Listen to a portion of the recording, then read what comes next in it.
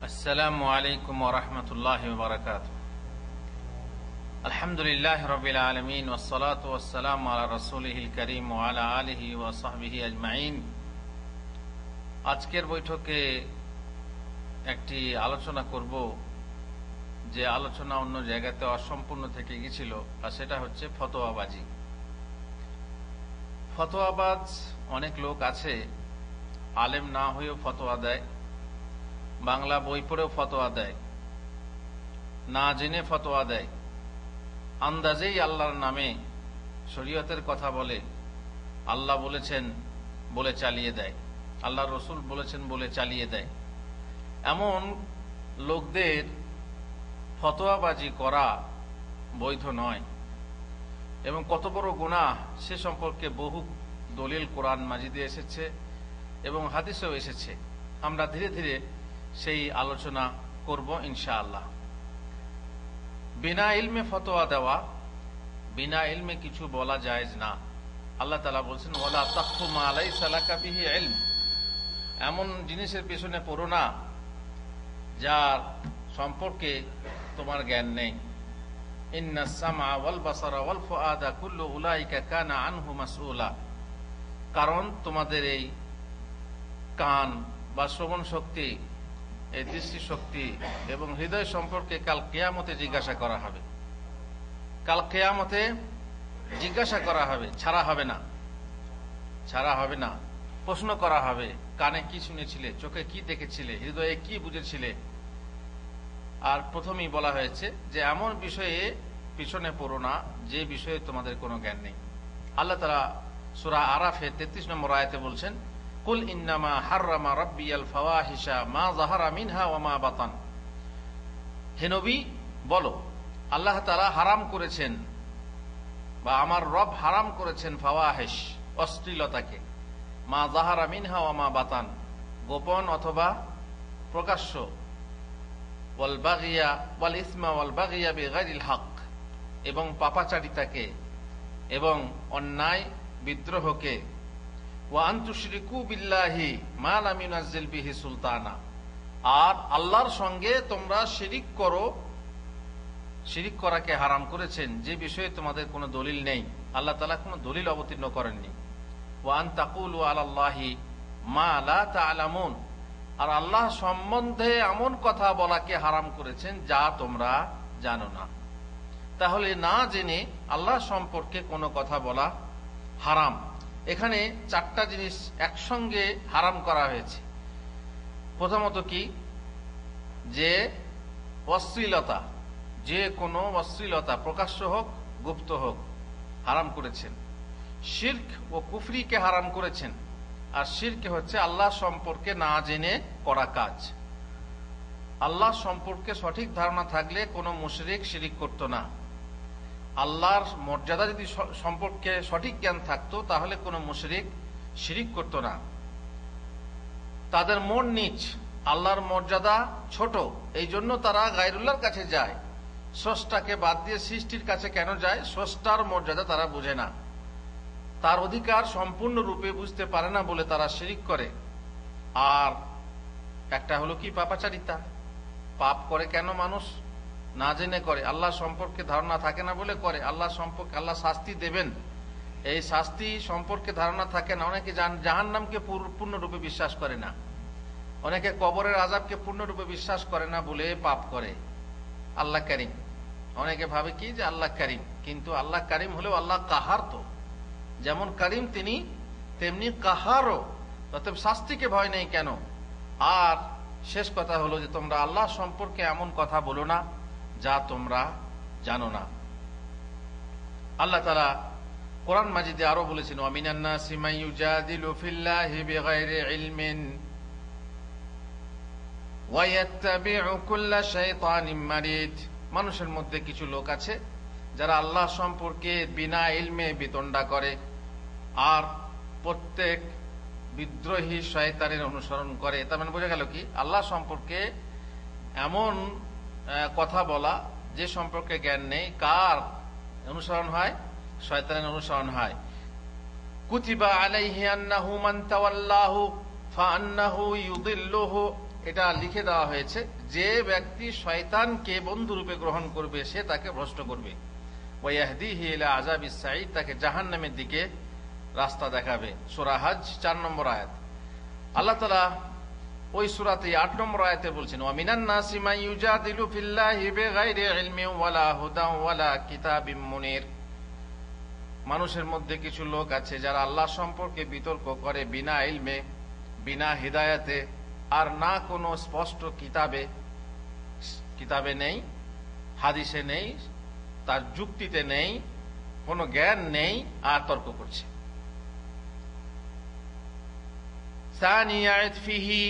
তাতে আবার তাতে অহংকারের সাথে আপনার তর্ক করছে, ওলামার সাথে তর্ক করছে অহংকারের সাথে। লিইউদিল্লা আন সাবিলিল্লাহি, আল্লাহর পথ থেকে ভ্রষ্ট করার জন্য। লাহু ফিদ দুনিয়া খিজিয়ুন, তার জন্য দুনিয়াতে রয়েছে লাঞ্ছনা। ওয়া নুযিকুহু ইয়াউমাল কিয়ামাতি, আর কিয়ামতের দিন আমি ভোগ করাবো, আস্বাদন করাবো আযাবাল হারিক, জাহান্নামের আগুন। যালিকা বিমা কদ্দামাত ইয়াদাকা, এ হচ্ছে তোমার সেই ফল যা তুমি করেছিলে দুনিয়ার বুকে। ওয়া আন্নাল্লাহা লাইসা বিযাল্লামিল লিল আবিদ, আল্লাহ তাআলা বান্দার প্রতি জুলুম করেন না, বরং বান্দা যা করে তারই প্রতিফল তাকে ভোগান। সূরা হজ 8 থেকে 10 নম্বর আয়াত। আল্লাহ তাআলা আরো বলছেন, আল্লাযীনা ইউজাদিলুনা ফি আয়াতিল্লাহি বিগাইরি সুলতানিন আতাহুম, যারা আল্লাহর আয়াত সম্পর্কে বিনা দলিলে, তাদের কাছে এসেছে এমন কোন দলিলে তর্ক করে, আল্লাহর আয়াত নিয়ে তর্ক করে, তাদের কাছে কোনো জ্ঞান নেই, তর্ক করে। কাবুরা মাকতান ইনদাল্লাহ, আল্লাহর নিকট খুবই বড় ক্রোধজনক। ওয়া ইনদাল্লাযীনা আমানু, আর ঈমানদারদের কাছেও এ হচ্ছে ভীষণ ক্রোধজনক। আল্লাহ তাআলা আরো বলছেন, ওয়া ইয়াউমাল কিয়ামাতি তারাল্লাযীনা কাযাবু আলাল্লাহি ওয়ুজুহুহুম মুসওয়াদ্দা, কিয়ামতের দিনে দেখবে যারা আল্লাহ সম্পর্কে মিথ্যা বলেছিল তাদের চেহারা কালো হয়ে গেছে। আলাইসা ফি জাহান্নামা মাসওয়াল লিল মুতাকাব্বিরিন, অহংকারীদের জন্য জাহান্নাম কি ঠিকানা নয়? নিশ্চয়ই অহংকারীদের ঠিকানা কোথা? জাহান্নাম। এই অহংকারী যারা আল্লাহ সম্পর্কে মিথ্যা বলেছিল। আল্লাহ তাআলা আরো বলছেন, উনজুর কাইফা ইফতারুনা আলাল্লাহিল কাযিব, লক্ষ্য করো ওরা কিভাবে আল্লাহ সম্পর্কে মিথ্যা আরোপ করে। ওয়া কাফা বিহি ইসমাম মুবিনা, আর স্পষ্ট গুনাহ হওয়ার জন্য যথেষ্ট। আল্লাহ সম্পর্কে মিথ্যা আরোপ করা স্পষ্ট, বরং বিশাল গুনাহ আল্লাহ সম্পর্কে মিথ্যা আরোপ করলে, আল্লাহ সম্পর্কে মিথ্যা কথা বললে। আল্লাহ অন্য জায়গায় বলছে, ফামান ইফতারা আলাল্লাহিল কাযিবা মিন বাদি যালিক ফাউলাইকা হুমুজ জালিমুন, যে ব্যক্তি আল্লাহ সম্পর্কে মিথ্যা আরোপ করে তারাই হচ্ছে জালেম, তারাই হচ্ছে সীমালঙ্ঘনকারী, তারাই হচ্ছে অত্যাচারী। আল্লাহ আরো বলছেন, কুল ইন্নাল্লাযীনা ইফতারুনা আলাল্লাহিল কাযিবা লা ইউফলিহুন, বলো হে নবী বলো, যারা আল্লাহর প্রতি মিথ্যা আরোপ করে তারা সফল হবে না। তারা আবার সফল হয়? আল্লাহ সম্পর্কে মিথ্যা আরোপ করলে তো কিছু বিশাল বিশাল তার শাস্তি আছে, জাহান্নাম আছে, তারা কোনোদিন সফল হবে না। ইন্নামা ইফতারিল কাযিবাল্লাযীনা লা ইউমিনুনা বিআয়াতিল্লাহ, মিথ্যা আরোপ করা কাদের স্বভাব? তাদের স্বভাব যারা আল্লাহর আয়াতে বিশ্বাস করে না, তারা আল্লাহর প্রতি মিথ্যা আরোপ করে। ওয়া উলাইকা হুমুল কাযিবুন, আর ওরাই হচ্ছে মিথ্যাবাদী, মিথ্যক। আল্লাহ বলছেন, আর ওয়ামান আযলামু মিম্মান ইফতারা আলাল্লাহি কাযিবান, তার থেকে বড় জালেম কে আছে যে আল্লাহ সম্পর্কে মিথ্যা আরোপ করে। উলাইকা ইউরাদুনা আলা রাব্বিহিম, তাদেরকে আল্লাহর সামনে পেশ করা হবে, আল্লাহর সামনে দণ্ডায়মান হতে হবে। ওয়া ইয়াকুলুল আশহাদু, সাক্ষীরা বলবে, হাউলাইল্লাযীনা কাযাবু আলা রাব্বিহিম, ওরা যারা আল্লাহর প্রতি মিথ্যা আরোপ করেছিল।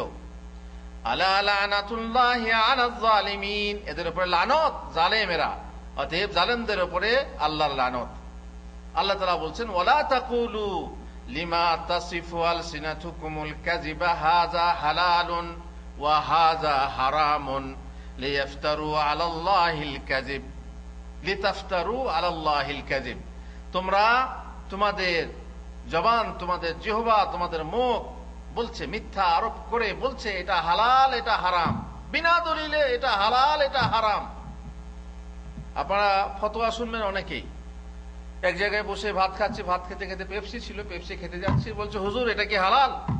এটা তো হারাম, পেপসি খাওয়া হারাম। আলাদ তো আমরা বলি কে বললো আপনাকে হারাম? তো বলছে হ্যাঁ আলেম ওলামারা আপনারাই প্রচার করেন হারাম। না আমরা তো বলি না হারাম। হারাম হওয়ার জন্য স্পষ্ট দলিল চাই। যে কোনো ইবাদত করা হারাম, যে কোনো ইবাদত করা হারাম যতক্ষণ না তার দলিল পাওয়া গেছে। দলিল পাওয়া গেলে তা করা বৈধ। আর খাওয়া দাওয়া লিবাস পোশাক, যে কোনো খাওয়া দাওয়া লিবাস পোশাক হালাল, এর উল্টো যতক্ষণ না তার হারাম হওয়ার দলিল পাওয়া গেছে। এখন আপনি বিনা দলিলে যদি হারাম বলেন তো কঠিন ব্যাপার। আপনি বলুন দলিল কি, বলুন হারাম। হ্যাঁ এটা ইহুদি কোম্পানি, ঠিক আছে ইহুদি কোম্পানি হলে আপনি খেন না, এটা না খাওয়া ভালো, কিন্তু আপনি হারাম বলবেন কি করে? ইহুদি কোম্পানির গাড়ি চড়ছেন, ইহুদি কোম্পানির কম্পিউটার ব্যবহার করছেন, ক্যামেরা ব্যবহার করছেন, মোবাইল ব্যবহার করছেন, এগুলো কি তাহলে সবই হারাম? দুনিয়াতে চলেন না তাহলে? প্লেন চড়ছেন, ইহুদি নাসারাদের তৈরি, সবই হারাম।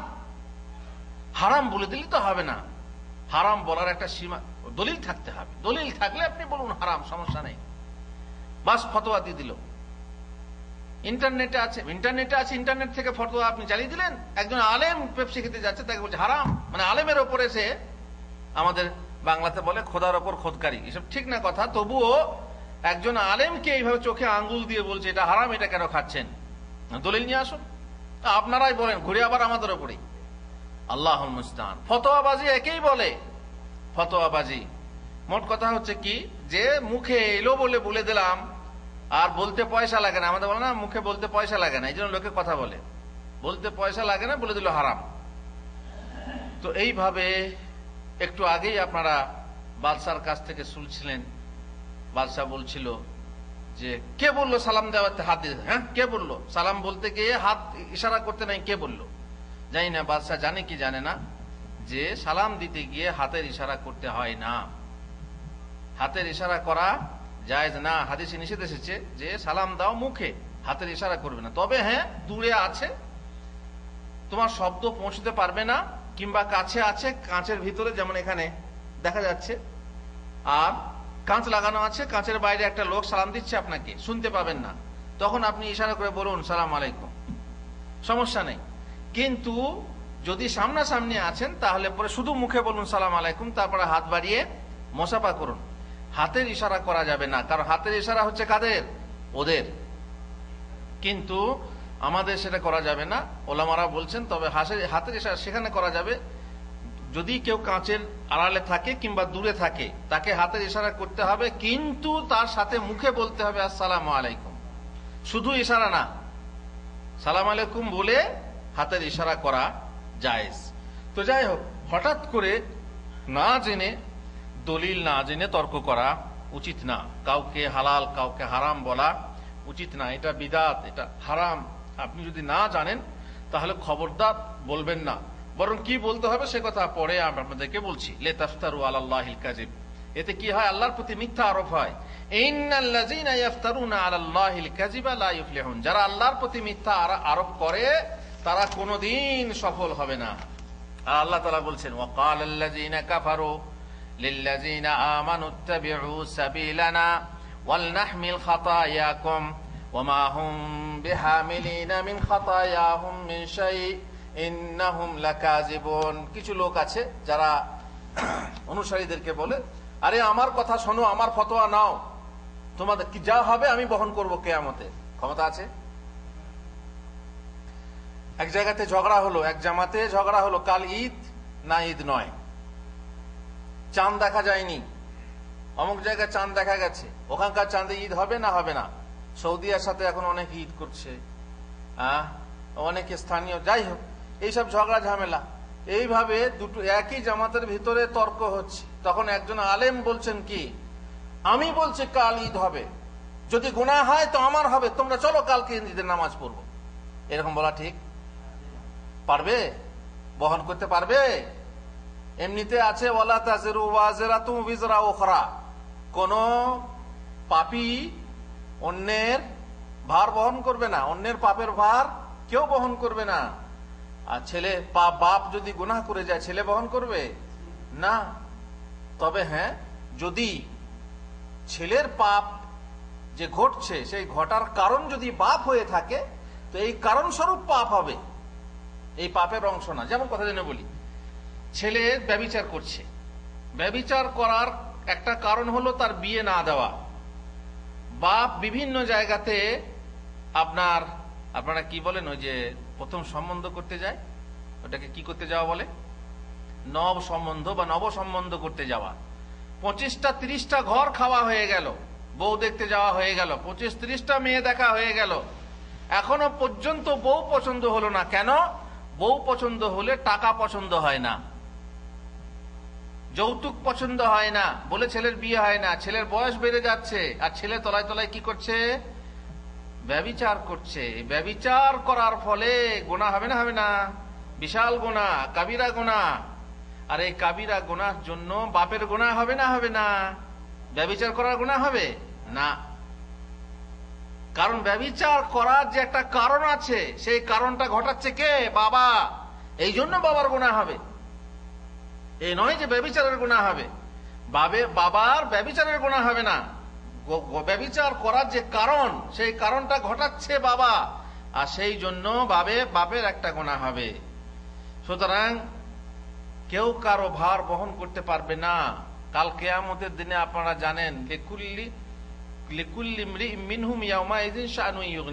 প্রত্যেক মানুষ নাফসি নাফসি, নবীরা পর্যন্ত নাফসি নাফসি, তোমার জন্য কি চিন্তা করবে। বলছে কি, আমার কথা শোনো, কাল কিয়ামতে যদি ভুল হয় তো আমি বহন করবো। সুবহানাল্লাহ, কত বড় স্পর্ধা, একে বলে স্পর্ধা। এরকম কোন মানুষ, কোন ইমানদার বলতে পারে না, ভাই সবাই নিজে নিজে ব্যস্ত, তোমাকে আমি কি করে বহন করব। খবরদার না। আর এক শ্রেণীর মানুষ আছে, আমার হাতে বায়াত করো, কিয়ামতের দিনে পার করে দেবো, তাই না? ওই যে গরুর লেজ ধরলে পার হয়ে যাবে, ভালো টাটকা তাজা কোরবানি দাও, তো ওদেরকে কোরবানি দিলে পার হবেন।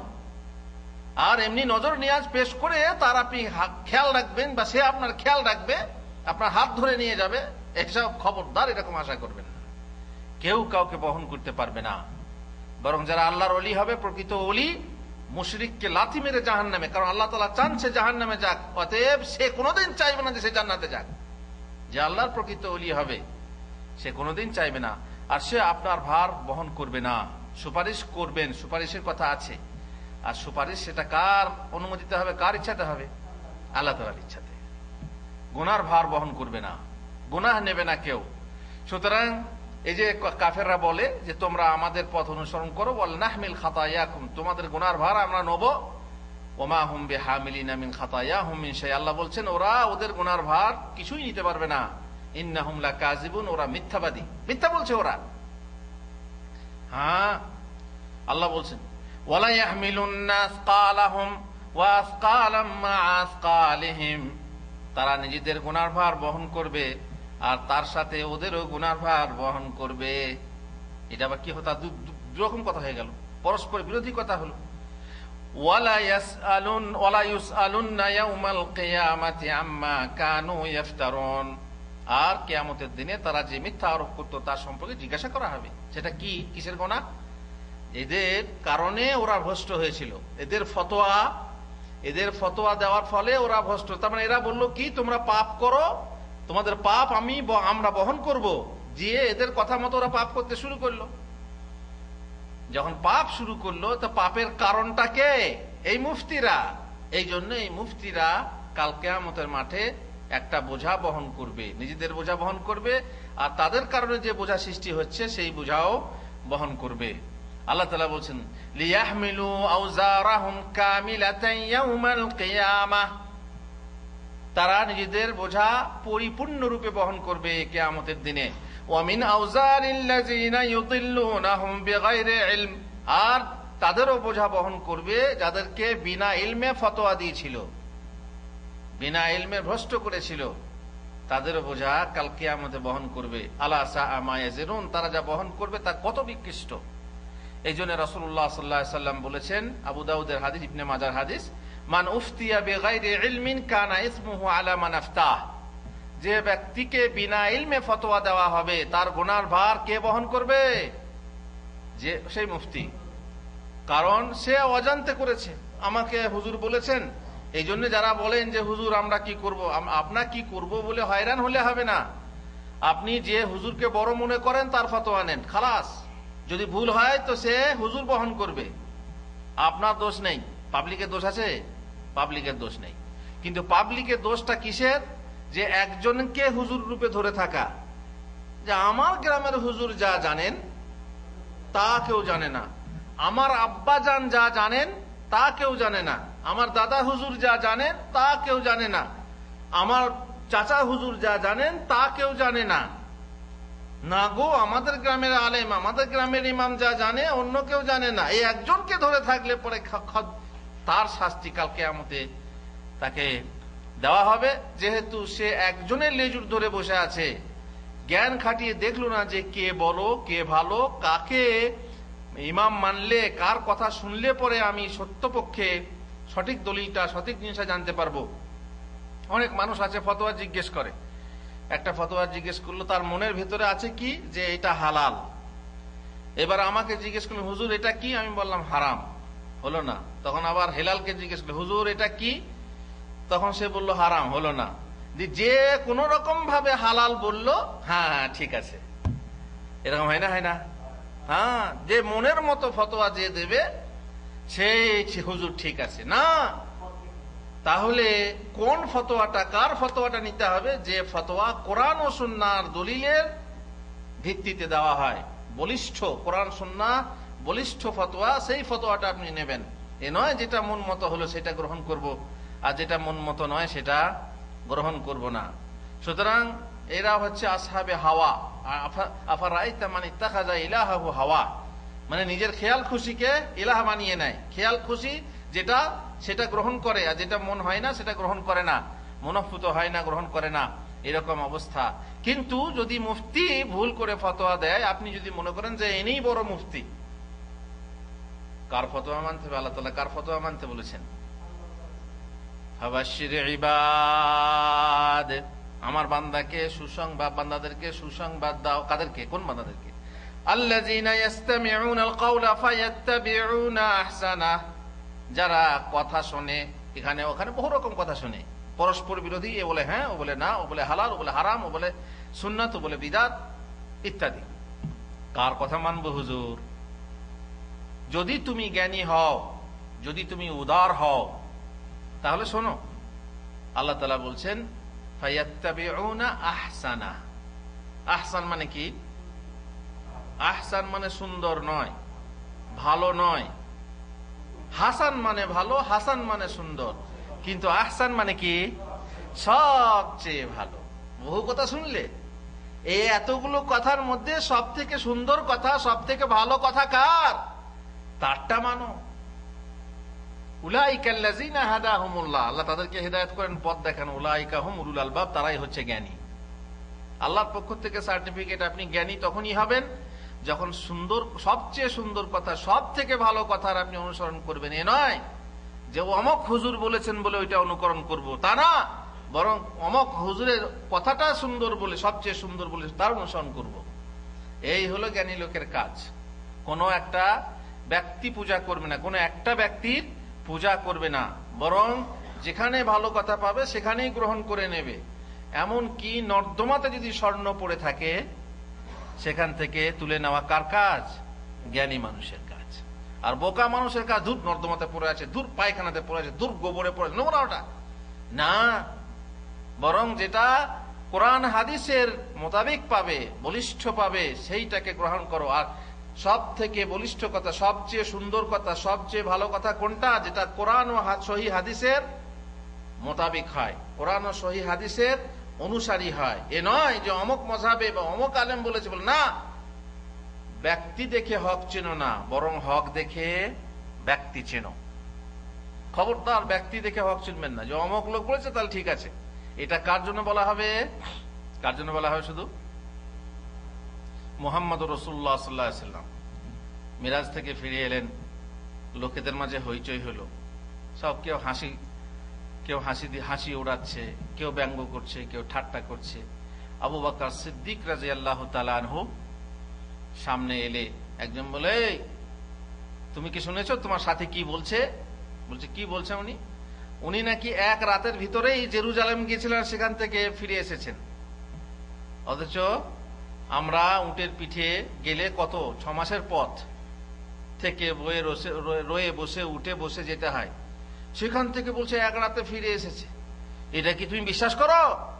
আবু বকর সিদ্দিক রাদিয়াল্লাহু তাআলা আনহু বললেন, যদি উনি বলেছেন তাহলে এটা সত্য। যদি উনি বলেছেন, কে? মুহাম্মদুর রাসূলুল্লাহ সাল্লাল্লাহু আলাইহি ওয়াসাল্লাম, মুহাম্মদ যদি বলে থাকেন এই কথা, তাহলে অবশ্যই সত্য। এই জন্য তার নাম সিদ্দিক, তাই না? দেখছেন, চোখ বন্ধ করে কার অনুকরণ করতে হবে? মুহাম্মদুর রাসূলুল্লাহ সাল্লাল্লাহু আলাইহি ওয়াসাল্লাম। ইনি ছাড়া অন্য কোনো ব্যক্তি নেই। ইমাম মালিক রাহমাতুল্লাহ আলাইহি কবরের দিকে ইঙ্গিত করে, নবী সাল্লাল্লাহু আলাইহি ওয়াসাল্লামের কবরের দিকে ইঙ্গিত করে বলছেন, প্রত্যেকের কথা প্রত্যাখ্যানযোগ্য, গ্রহণযোগ্য, খালি এই কবরওয়ালার নয়। এই কবরওয়ালা যা বলেছেন কোনো উপায় নেই, মানতেই হবে। বাকি আপনার আমার কথা গ্রহণযোগ্য আছে, প্রত্যাখ্যানযোগ্য আছে। এখন যদি আপনি বলেন, না আমার হুজুর যা বলেছেন এনার থেকে বড় হুজুর আর নেই, এনার সব কথাই ঠিক, তবে তাহলে যে আপনার যে বড় হুজুর আছে তিনি বলছেন যে আমার হুজুরের বড় হুজুরের কথা ঠিক, আর ওনার হ্যাঁ এনার না, তাহলে দুটো কি করে ঠিক হয়? 2 আর 2 4 আর 2 আর 2 5 দুটি হয় নাকি? না 2 আর 2 4ই হবে। হক তো একটাই। কেন উনার বড় হুজুর আর আপনার বড় হুজুরের মধ্যে সংঘর্ষ হলো? তাহলে কারটা ঠিক হবে? আহসানা ফায়াত্তাবিউনা আহসানা। এ নয় যে একজনের লেজুর ধরে বসে থাকবো, একজনের তাকলিদ করব, একজনের অন্ধ অনুকরণ করব। না, অন্ধ অনুকরণ জায়েজ না। বরং যারটা দেখবেন যে দলিল পুষ্ট, দলিল দিয়ে বলিষ্ঠ, তার কথাটা গ্রহণ করবেন। তাহলে আপনি হচ্ছেন উলাইকাল্লাযিনা হাদাহুমুল্লাহ, হিদায়াত পাবেন। তাহলে আল্লাহর কাছে হিদায়াত না, ইহদিনাস সিরাতাল মুস্তাকিম, এই হচ্ছে সিরাতুল মুস্তাকিম। ওয়া উলাইকা হুম উলুল আলবাব, তাদেরই জ্ঞান আছে। আল্লাহর পক্ষ থেকে সার্টিফিকেট, আপনি জ্ঞানী মানুষ যদি আপনি এইভাবে মুফতিদের ফতোয়া নিয়ে চলেন। আর আল্লাহ রাসূল সাল্লাল্লাহু আলাইহি সাল্লাম এই কথাও বলেছেন যে তুমি তোমার নিজের বিবেকের কাছে ফতোয়া জিজ্ঞেস করো। ইস্তাফতি কালবাক ওয়া ইন আফতাকাল মুফতুন, তুমি নিজের বিবেককে ফতোয়া জিজ্ঞেস করো, যদিও অনেক মুফতি তোমাকে ফতোয়া দিয়েছে। তাহলে বোঝা গেল যে আপনি যখন মুফতিদের কাছ থেকে বিভিন্ন রকমের ফতোয়া পাবেন, তখন কোন ফতোয়াটা গ্রহণ করবেন? আপনার বিবেক দিয়ে, আপনার জ্ঞান দিয়ে আপনি বিচার করবেন যে কোনটা আহসান। সবগুলো হাসান, কিন্তু আহসান কোনটা সেটাকে গ্রহণ করবেন। তাহলে আপনি হবেন জ্ঞানী মানুষ। তারপর রাসূলুল্লাহ সাল্লাল্লাহু আলাইহি ওয়াসাল্লাম বলেছেন, ইন্নাল্লাহা লা ইয়াকবিদুল ইলমা ইনতিজাআন, আল্লাহ তাআলা ইলমকে ছিনিয়ে নেবেন না। মানে বান্দার কাছ থেকে, বান্দাদের কাছ থেকে, বান্দাদের মধ্যে উলামা আছে, তাই না? সবাই তো আলেম হতে পারে না, তাদের মধ্যে বাছাই করা উলামা আছে। তো বান্দাদের কাছ থেকে ইলমকে, ইলম কোন ইলম? কোরআন ও হাদিসের ইলম। এই ইলমকে ছিনিয়ে নেবেন না। কি করবেন? ইয়ানতাজিউহু মিনাল ইবাদ ওয়ালাকিন ইয়াকবিদুল ইলমা বিকবদিল উলামা, আলেমদেরকে তুলে নিয়ে ইলম তুলে নেবেন। বড় বড় আলেম আস্তে আস্তে ধ্বংস হয়ে যাবে, দেখবেন বড় আলেমই নেই। তখন মানুষেরা কি করবে? হাত্তা ইযা লাম ইবকি আলিমান, দেখা যাবে যে আলেম নেই, তখন কি হবে? ইত্তাখাযান নাসু রুআসান জুহালা, তখন মানুষরা জাহেলদেরকে নেতা বানাবে। এখন আলেম নেই, কি করব? তাদেরই মধ্যে যে হবে তাকে নেতা বানিয়ে দিল, অথচ সে আলেম নয়। তখন তারা কি করবে? নেতা হলেই তো আপনাকে জিজ্ঞেস করবে, ফাসুইলু ফাআফতাউ বিগাইরি ইলম, তাদেরকে জিজ্ঞাসা করা হবে ফতোয়া, আর তারা বিনা ইলমে ফতোয়া দেবে। ফাদাল্লু ওয়া আদাল্লু, নিজেরাও ভ্রষ্ট হবে, অপরকেও ভ্রষ্ট করবে। আপনি এখন নেতা হয়ে আপনি কোনো ইলম শিক্ষা করেননি, কোরআন হাদিসের কোনো জ্ঞান নেই, এমন কি লিখছে, মানে ভাই আপনারা জামাতে কে কে যাবেন নাম লিখান, নাম লিখানো হচ্ছে জিল্লুর রহমান একজনের নাম। তো জিল্লুর রহমানটা লিখছে জা দিয়ে, জে দিয়ে, জিল্লুর রহমান। চিন্তা করতে পারেন, এমন লোক, সে হচ্ছে জামাতের আমির, নাম লিখাচ্ছে তো জিল্লুর রহমান লিখছে জে দিয়ে। এই লোক যদি ফতোয়া জিজ্ঞাসা করা হয় একে, এ ফতোয়া কি দেবে? কি ফতোয়া দেবে? এদের মধ্যে এমনও লোক আছে যারা জাহেলকে নেতা বানিয়ে নেয়, জাহেলকে নেতা বানিয়ে নিয়ে তারা দাওয়াতের কাজ করে, আর দাওয়াতের কাজ করতে গিয়ে নিজেরা ভ্রষ্ট হয় এবং অপরকে ভ্রষ্ট করে। এই জামাতেরই কথা এক ভাই আমাকে বললেন যে মসজিদে বসে খুব কাঁদছে, বেচারি খুব কাঁদছে। তো পাশের একজন ভাই জিজ্ঞেস করছে, তুমি কাঁদছো কেন? লোকটা দাড়ি ছিল না, দাড়িহীন লোক, কাঁদছে বেচারি, জামাতে গেছে, জামাতি। তারপর জিজ্ঞাসা করা হলো যে আপনি কাঁদছেন কেন? বলছে, ভাই একটু আগে আমি নখ কাটলাম, কিন্তু আল্লাহর নবীর সুন্নত জানতে পারলাম না যে কোন নখটা আগে কাটতে হবে। আমি আন্দাজেই কাটলাম, ভাবলাম সুন্নত হলো কিনা, তাই আমি আফসোস করে কাঁদছি। সত্য ঘটনা। আপনারা জানেন সুন্নত কি? নখ কোনটা কাটতে হবে আগে? সুন্নত কি জানেন? হ্যাঁ, আল্লাহ নবী সাল্লাল্লাহু আলাইহি সাল্লাম কোন নখটা আগে কেটেছেন কোনো প্রমাণ নেই। তবে আল্লাহ রাসূল সাল্লাল্লাহু আলাইহি সাল্লাম প্রায় কাজ ডান দিয়ে শুরু করতেন। অতএব ডান দিয়ে শুরু করুন, ডান হাত দিয়ে ডান দিক থেকে শুরু করুন। ডান এইটা হবে না, এইটা হবে, বুড়ো আঙ্গুল আগে হবে না কোড়ে আঙ্গুল আগে হবে? হ্যাঁ, বুঝতে পারছেন? সুন্নত যদি হয় তো ডান দিক থেকে হবে, তাই না? ও বেচারি কাঁদছে। কেন কাঁদছে? যে আমি নখ কাটার সময় সুন্নত জানতে পারলাম না, আর যখন সে দাড়ি কাটে তখন সুন্নতটা তার খেয়াল থাকে না। তুমি দাড়ি কাটলে কেন? তখন সুন্নত খেয়াল থাকে না, তখন তোকে কান্না করো না যে আমি দাড়ি কাটলাম, আল্লাহর নবীর সুন্নত যেটা ওয়াজিব। তো মানুষের মধ্যে এরকমও হয়। তো এরা কিন্তু নেতা বানিয়ে নেয় কাদেরকে? জাহেলদেরকে। ফলে জাহেলরা যে ফতোয়া দেয়, সেই ফতোয়া, জাহেলদের ফতোয়া অবশ্য আমি আগামীতে বলবো আপনাদেরকে। বিভিন্ন রকম জাহেলের ফতোয়া আছে, জাহেলদের ফতোয়া। ওই যেমন ধরুন, হুকো খাওয়া হালাল না হারাম? বাসা হুকো খাওয়া হালাল না হারাম? হুকো খাওয়াই, যে হুকো খায় না, টানে, ছেলে মেয়ে বুড়ো বুড়ি সবাই খায়। এটা হালাল না হারাম? যদি হারাম বলেন তার দলিল চাই, বলে দলিল আছে। আর যদি বলেন যে না এটা হালাল, তাহলে আপনি চট করে বলবেন আল হাক্কা তোমার হাক্কা, কোরআনে বলছে হুকো খা। এই হচ্ছে জাহেলদের দলিল, তাই না? একজন জিকির করছে এক জায়গাতে, খানকাতে জিকির হচ্ছে, নেচে নেচে জিকির করছে, লা ইলাহা ইল্লাল্লাহ, খুব নাচছে জিকির করছে। একজন আপনাদের মতো একটা লোক, রে মিয়া নেচে নেচে জিকির করছো কেন? এরকম করে জিকির করা হারাম। বলছে আরে কোরআনে আছে নেচে জিকির করা, তুমি বলছো হারাম। কোথায় আছে? ওই যে কুল আউযু বিরাব্বিন নাস, মালিকিন নাস, ইলাহিন নাস, তোমার নাচ। এ হচ্ছে জাহেলদের দলিল। এক গ্রামে মানে কি হলো, এশার নামাজ, আর গ্রীষ্মের দিন, ভিতরে গরম বাইরে ঠান্ডা, একটু মোটামুটি, বাইরে সিমেন্টের মেঝে আছে। তো একদল বলছে, গো ইমাম সাহেব বাইরে নামাজ পড়ো। তো একদল বলছে না ভিতরে পড়ো। একজন গোড়াপন্থী লোক, সে বলছে বাইরে পড়ো কিন্তু চাটাই বিছাও, চাটাই বিছিয়ে নামাজ পড়তে হবে। বলছে না না, চাটাই বিছাইতে হবে না, এই সিমেন্ট তো ঠান্ডা, মানে হালকা হালকা বাতাসে সিমেন্টটা ঠান্ডা হয়ে গেছে, বা বৃষ্টি হয়েছিল, সিমেন্ট ঠান্ডা হয়ে গেছে, চাটাই বিছালে তো ভিতরে চাটাই বিছানো আছে। তো বলছে না, চাটাই বিছাতে হবে। আল্লাহ তাআলা বলছেন ওয়াত্তাখিযু মিন মাকামি ইব্রাহিমা মুসাল্লা, তোমরা মুসাল্লা বিছিয়ে নামাজ পড়ো। দেখছেন আল্লাহ কি বলেছেন? মুসাল্লা বিছিয়ে নামাজ পড়ো। আল্লাহ তাআলা এখানে বলছেন মাকামে ইব্রাহিমকে যখন তাওয়াফ করবে, তাওয়াফ করার পর মাকামে ইব্রাহিমের পেছনে 2 রাকাত নামাজ পড়ো। কিন্তু এ বলছে কি না, আল্লাহ বলেছেন মাকামে ইব্রাহিমের কি বলে মুসাল্লা বিছিয়ে নামাজ পড়তে হবে। এটা জাহেলি ফতোয়া, সত্য কথা। এক জায়গায় বসে আছি, ইমাম সাহেবকে জিজ্ঞেস করছে পাশে একজন, আমি তখন অবশ্য ছাত্র, তো জিজ্ঞেস করছে, হুজুর ছোট কাপ আর বড় কাপের মাঝে পার্থক্য কি?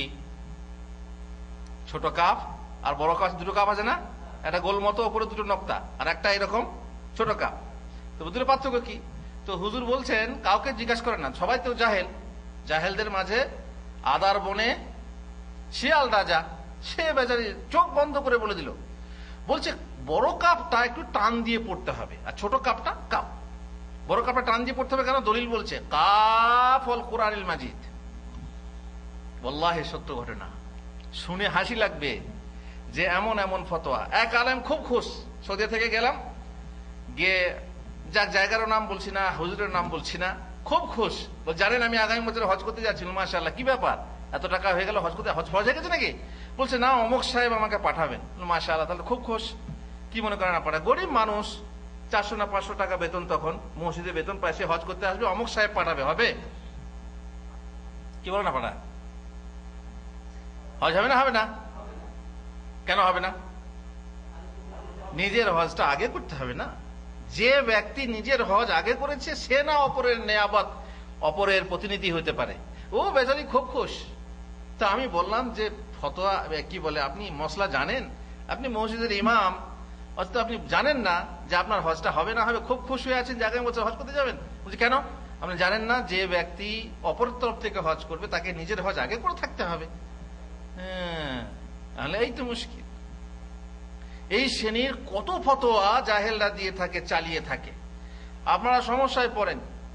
মুরগি জবাই করতে গিয়ে যদি মুরগিটা গলা পার হয়ে যায়, খান না, মুরগির গলা দিয়ে গলাটা ছিন্ন হয়ে গেল, হাঁস মুরগি জবাই করতে গিয়ে গলাটা ছিন্ন হয়ে গেল, সেটা হালাল থাকবে না হারাম হবে? এ নিয়েও বড় মুশকিল। কেউ আন্দাজে বলে না, এই তো ওদের মতো হয়ে গেল, বলি হয়ে গেল, এটা খাওয়া হবে না। লে বাবা, একটা মুরগির দাম কত? হ্যাঁ, এইভাবে কত রকম জাহেলরা ফতোয়া দিয়ে থাকে, আর সেই ফতোয়া দিয়ে তারা চলে।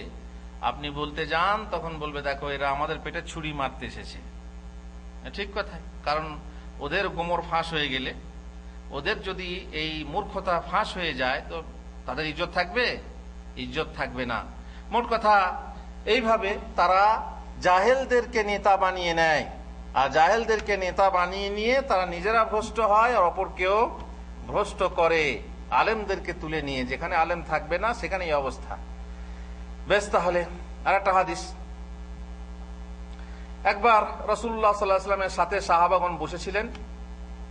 অতঃপর তিনি আকাশের দিকে তাকালেন, অতঃপর বললেন, হাযা আওয়ানুন ইখতালাসুল ইলমু মিনান নাস। এ হচ্ছে সময় এসেছে যে মানুষের কাছ থেকে ইলম তুলে নেওয়া হবে, হাত্তা লা ইয়াকদিরু মিনহু আলা শাই, এমনকি তাদের ইলমের কিছুই থাকবে না। এমন সময় আসবে যে ইলম তুলে নেওয়া হবে, ইলমের কিছুই থাকবে না। ফাকাল জিয়াদ ইবনে লাবিদ আল আনসারী, জিয়াদ ইবনে লাবিদ আনসারী সাহাবী বললেন, কাইফা ইখতালাসু মিন্না, আমাদের কাছ থেকে ইলম কিভাবে ছিনিয়ে নেওয়া হবে? ওয়াকাদ কারানাল কুরআনা ফাওয়াল্লাহি লা নাকরাআন্নাহু ওয়া লা নুকরিআন্নাহু নিসাআনা ওয়া আবনাআনা, আমরা পড়লাম কোরআন, আর আল্লাহর কসম আমরা আমাদের ছেলেদেরকে, আমাদের স্ত্রীদেরকে কোরআন শিক্ষা দেবো। এইভাবে পরস্পর শিখিয়ে যাবে, তাহলে ইলম কিভাবে ছিনিয়ে নেওয়া হবে? রাসূলুল্লাহ সাল্লাল্লাহু আলাইহি ওয়াসাল্লাম বললেন, সাকিলাতকা উম্মুকা ইয়া জিয়াদ, তোমার মা তোমাকে হারিয়ে ফেলুক জিয়াদ।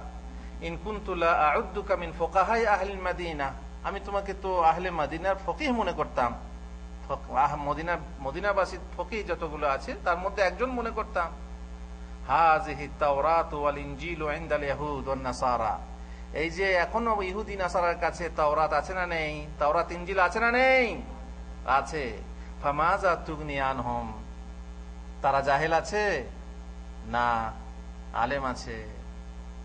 তাওরাত ইনজিল থাকা সত্ত্বেও তারা জাহেল হয়ে গেছে। তাওরাত ইনজিলে পরিবর্তন ঘটিয়েছে, তাওরাত ইনজিলে আমল নেই। তেমনি মুসলমানদের অবস্থা হবে। মুসলমানদের অবস্থা কিভাবে হবে? তাদের কাছ থেকে ইলম ছিনিয়ে নেওয়া হবে। কোরআন থাকবে কিন্তু কোরআনের শিক্ষা থাকবে না, শিক্ষা থাকলে আমল থাকবে না। এইভাবে মানুষ জাহেল হয়ে যাবে। দ্বীনি চর্চাকে, দ্বীনি জ্ঞানকে তারা পৃষ্ঠ পিছনে ছুঁড়ে ফেলবে। আর একটা হাদিসে আপনারা শুনেছেন, জানেন যে সাহাবীর একটা দল সফরে বের হলো। ফা আসাবা রাজুলাম মিন্না হাজার, একটা লোকের মাথায় পাথরের আঘাত লাগলো। ফাসাজ্জাহু ফি রাসে, ক্ষত হয়ে গেল। রাত্রে বেলায় সুম্মা ইহতালাম, স্বপ্নদোষ হয়ে গেল। ফাসালা আসহাবা, সে তার সাথীদেরকে জিজ্ঞাসা করলো, ফাকালা হাল তাজিদুনা লি রুখসাতান ফি তায়াম্মুম, তোমরা কি আমার জন্য তায়াম্মুম করার অনুমতি পাও? আমি গোসল করলে আমার মাথা ঘা আছে, ঘা পানি পড়লে কি হবে? ঘা বেড়ে যাবে, ক্ষতি হবে। তো আমি কি তায়াম্মুম করে নামাজ পড়তে পারবো? লোকেরা বলল, সাথীরা বলল, মা নাজিদুল্লাহ রুখসা, না না না, অনুমতি নেই। ওয়ান্তা তাকদিরু আলাল মা, তুমি তো পানি ব্যবহার করতে পারবে, তুমি পানি ব্যবহার করার ক্ষমতা রাখো, অতএব পানি ব্যবহার করতে হবে। সুতরাং সে বেচারি ফাগতাসালা ফামাত, গোসল করলো, মাথায় পানি দিল, ক্ষতে পানি পৌঁছে গিয়ে তারই ঘা বেড়ে গিয়ে লোকটি মারা গেল। তারপরে ফালাম্মা কাদিমনা আলা নবী সাল্লাল্লাহু আলাইহি ওয়াসাল্লাম উখবিরা বিযালিক, নবী সাল্লাল্লাহু আলাইহি ওয়াসাল্লামের কাছে যখন ফিরে এলাম তাকে বলা হলো, তিনি কি বললেন? কাতালুহু কাতালাহুমুল্লাহ, ওরা ওকে ধ্বংস করেছে, আল্লাহ ওদেরকে ধ্বংস করুক। বদদুয়া করলেন, বদদুয়া করলেন। আলা সালু ইসলামি আলামু, যদি তারা জানতো না, জিজ্ঞাসা করেনি কেন? ফাইন্নামা শিফাউল আইয়িস সুআল, কারণ অজ্ঞানতা মূর্খতার ওষুধ হলো জিজ্ঞাসা করা। কেন জিজ্ঞাসা করে নেয়নি? দেখলেন ফতোয়া ভুল দেওয়া হয়েছে, আর সেই ফতোয়া ভুল দেওয়ার পরে আল্লাহ রাসূল সাল্লাল্লাহু আলাইহি ওয়াসাল্লাম এই কথা বললেন, ঠিক আছে ভুল হয়ে গেছে, না না, কেন জিজ্ঞাসা করনি? এই জন্য আল্লাহ তাআলা কোরআনে কি বলছেন? ফাসআলু আহলা যিকরি ইন কুনতুম লা তা'লামুন, না জানলে আহলে জিকিরকে, উলামাকে জিজ্ঞেস করো। এ নয় যাকে তাকে জিজ্ঞেস করে দিলে, সামনে যে এলো জিজ্ঞেস করলে, মাথায় বড় পাগড়ি দেখে জিজ্ঞেস করলে, তাই না? তারপরে ভালো ভালো কথা বলছে, তাকে বড় বক্তা, হাসাতে পারে কানাতে পারে, তাকে ফতোয়া জিজ্ঞেস করলে না। এসব কথা আছে, বহু কথা আছে, ইনশাআল্লাহ আপনাদেরকে ধীরে ধীরে বলবো, সময় বেশি হয়ে যাচ্ছে। এই জন্য আজকে এই পর্যন্তই। আমরা আগামীতে দেখব যে সালাফে সালেহিনরা ফতোয়ার ব্যাপারে, বিনা ইলমে ফতোয়ার ব্যাপারে কি বলেছেন। আল্লাহ তাআলা আমাদেরকে তৌফিক দেন যাতে করে আমরা সতর্ক হতে পারি, বিনা ইলমে ফতোয়া দেব না, খবরদার না জেনে ফতোয়া দেব না। ربنا آتنا في الدنيا حسنة وفي الآخرة حسنة وقنا عذاب النار وصلى الله على نبينا محمد وعلى آله وصحبه أجمعين.